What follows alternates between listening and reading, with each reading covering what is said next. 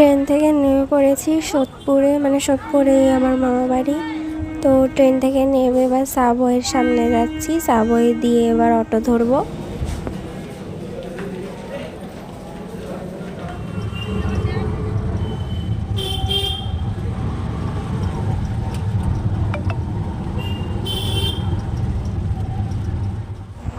তো অটো থেকে নেমে পড়েছি, নেমে চলে এসেছি মামা বাড়ি।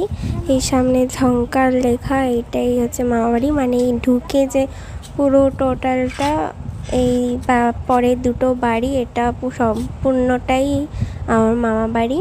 তো এখানে মা ঢুকছে, আরও দিদারা আসছে, ঘোরাঘুরি করছে বারান্দায়, সেই সবই দেখাচ্ছি। তো দেখতে থাকো।